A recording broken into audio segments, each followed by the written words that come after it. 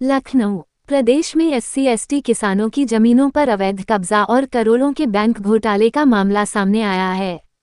किसान नेता देवेंद्र तिवारी ने अमित तिवारी और संतोष तिवारी पर किसानों की जमीन जबरन कब्जा कर बेचने और बैंक से मिलीभगत कर धोखाधड़ी करने का आरोप लगाया है। देवेंद्र तिवारी ने बताया कि पिछले कुछ दिनों से यह मामला काफी चर्चा में है। उन्होंने पीड़ित किसानों से मुलाकात कर पूरी जानकारी जुटाई है और इस धोखाधड़ी के प्रकरण को मुख्यमंत्री योगी आदित्यनाथ तक पहुंचा दिया है। किसान नेता के अनुसार अमित तिवारी और संतोष तिवारी ने बैंक अधिकारियों के साथ मिलीभगत कर एससी/एसटी वर्ग के किसानों की जमीनों पर जबरन कब्जा किया और उसे बेच दिया। आरोप है कि इस प्रक्रिया में किसानों के बैंक खातों से करोड़ों रुपये की ठगी की गई है। देवेंद्र तिवारी का कहना है कि उनके पास इस घोटाले से जुड़े सभी दस्तावेज मौजूद हैं, जिनसे स्पष्ट होता है कि किस तरह इस करोड़ों के घोटाले को अंजाम दिया जा रहा है। उन्होंने कहा कि अधिकांश किसान इतने लाचार हैं कि उन्हें ये भी नहीं पता कि उनके खातों से कैसे पैसे निकाले जा रहे हैं। देवेंद्र तिवारी ने शासन प्रशासन से मांग की है कि मामले की शीघ्र और निष्पक्ष जांच कराई जाए। साथ ही किसानों की जबरन कब्जा की गई जमीनों की बिक्री पर तुरंत रोक लगाई जाए और उन्हें उनका हक दिलाया जाए। उन्होंने कहा कि उन्हें पूरा विश्वास है कि मुख्यमंत्री योगी आदित्यनाथ इस मामले की गंभीरता को समझते हुए उचित जांच कराएंगे और दोषियों को कड़ी से कड़ी सजा देंगे। फिलहाल इस मामले को लेकर प्रशासनिक स्तर पर हलचल तेज हो गई है। पीड़ित किसान न्याय की उम्मीद में शासन की ओर देख रहे हैं।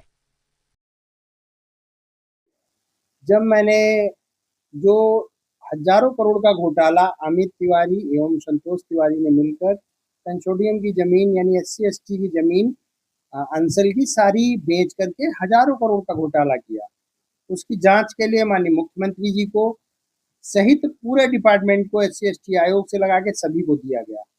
अब अमित तिवारी और संतोष तिवारी द्वारा लगातार एक बीच में उन्होंने सारे किसानों को 180 किसानों को बुलाया और घर पे उन्होंने दारू वितरित की, उन्हें पैसे दिए और उन्हें प्रलोभन दे रहे थे कि किस तरह से उनको मैनेज करें कि तुम्हें आवाज देंगे। एक एक किसान के अकाउंट से 4-4, 5-5 करोड़ रुपए ट्रांजेक्शन हुआ है।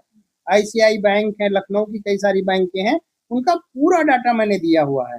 उनमें कई बैंक अधिकारियों के फोन आए, आज सुशांत गोल्ड सिटी थाने से फोन आया, डीसीपी के यहाँ से फोन आया, इन तमाम सारे डीसीपी के यहाँ से फोन आया, पूरा प्रशासन एक्टिव हुआ है। लेकिन उनके दिमाग इतने खराब हैं कि आप सोच नहीं सकते। लगातार धमकियां देना कि तुम्हें हम देख लेंगे, तुम्हें जितना करना हो कर लो, किसानों को हम कुछ नहीं देंगे। और वो किसानों के लिए आप सोचिए कि वो 5-5, 4-4 करोड़ रुपए कहाँ से देंगे। अभी भी जमीनें बेच रहे हैं। जो अंसल में हरिजनों के नाम जमीनें कंसल ने कंसोर्टियम के माध्यम से खरीदी थी, एक ईएमओ साइन हुआ था, उससे हुआ था, लेकिन वो जमीनें सब गलत तरीके से बेची जा गई हैं और आगे भी बेची जा रही हैं। उसके बाद में भी वो हमें धमका रहे हैं। आपने इस पूरे घोटाले को लेकर सारी जांच कराई थी और जो भी पुख्ता सबूत थे वो भी निकाले थे। आपने कहा था कि कुछ समय बाद आप समय लेंगे और मुख्यमंत्री जी से मुलाकात करी, तो अभी क्या कुछ है? मैं मिला, मैंने सारे तथ्य रखे, उस पर विस्तृत जांच हो रही है। आज की मैं बात अपडेट कर रहा हूँ, आज की।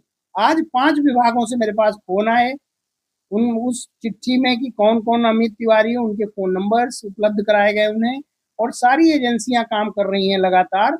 लेकिन वो इतने मनबड़ हैं कि हर व्यक्ति से यही कहते हैं कि मैंने पैसे देके काम करा लिया है, पैसे देके फेंकूंगा, मुंह पे मारूंगा और हो जाएगा। इस तरह के वर्ड यूज करते हैं। इंटेलिजेंस विभाग के फोन आए और उल्टा मुझे फोन करके पूछ रहे हैं लोकल, वहां के लोग, लोकल प्रशासन जो है, कि आपको क्या लेना देना है। अरे किसान, मैं राष्ट्रीय अध्यक्ष हूँ, किसानों के लिए अगर कोई बात आती है, किसानों का नुकसान होता है, किसानों के लिए कोई भी गलत चीज होती है, तो मेरी जिम्मेदारी है नैतिक कि उनके लिए साथ में खड़ा रहूं।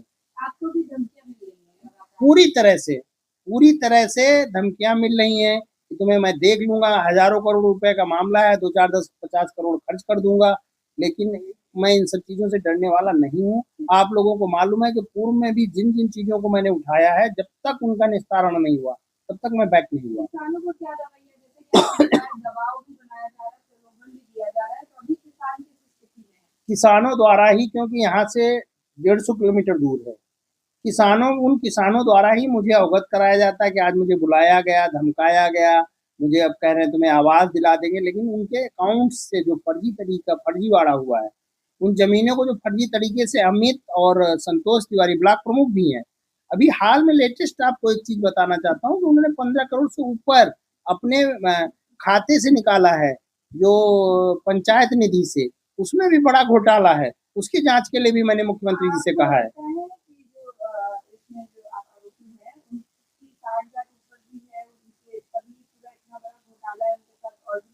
आप देखिए कि मैंने एक प्रत्यावेदन दिया जिसमें विद प्रूफ एक एक एंट्री है उसमें कि कब कितना पैसा एससी के अकाउंट में आया, और जो एससी दस्तखत नहीं कर सकता है उसका खाता कैसे खुला, और चेकबुक कैसे हुई, एटीएम कैसे मिला उसे, और ऑनलाइन ट्रांजेक्शन कैसे हुए, कैसे उसने चेक से साइन करके निकाला है, महत्वपूर्ण विषय है।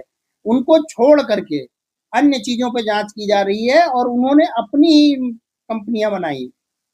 उन कंपनियों का आवेदन किया है भ्रष्टाचार निवारण से, ईडी से, सबसे। आज भी कल मैंने सब जगह फिर से प्रत्यावेदन मूव किए हैं, और माननीय न्यायालय, उच्च न्यायालय के लिए भी प्रत्यावेदन डाला जा रहा है अब, कि अगर नहीं होता है तो फिर इस तरीके से होगा। क्योंकि माननीय मुख्यमंत्री जी से मैं बताना चाहता हूँ कि इतना बड़ा प्रकरण है जिसने पूरे वर्ल्ड लेवल पे, मैं कहूंगा कि अंसल जैसे प्रोजेक्ट को इन लोगों ने खराब किया है।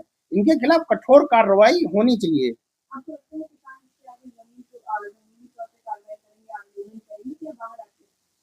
देखिए, किसान वहाँ का बहुत ही तराई क्षेत्र है, कटवी एरिया है, बहुत ही पिछड़ा किसान है और बहुत ही कमजोर टाइप के हैं। आप अगर उनके पर्सनल उनकी जांच करा ली जाए, मैंने जो प्रत्यावेदन दिया था उसमें यही लिखा था कि उस किसान का देख लिया जाए कि उसके अकाउंट से 5 करोड़ क्या निकालने काबिल है वो, या 5 करोड़ रखने काबिल वो व्यक्ति है जिसके अकाउंट में 5 करोड़ डाल के निकाले गए हैं। कैसे निकाले गए? 2 करोड़ डाल के निकाला गया, वो आज भी छप्पर में रह रहा है, आज भी भूखा रह रहा है, आज भी वो दिनचर्या रोज के काम करके अपना घर चला रहा है, लेकिन उसे नहीं मालूम है कि मेरे लिए क्या हुआ है।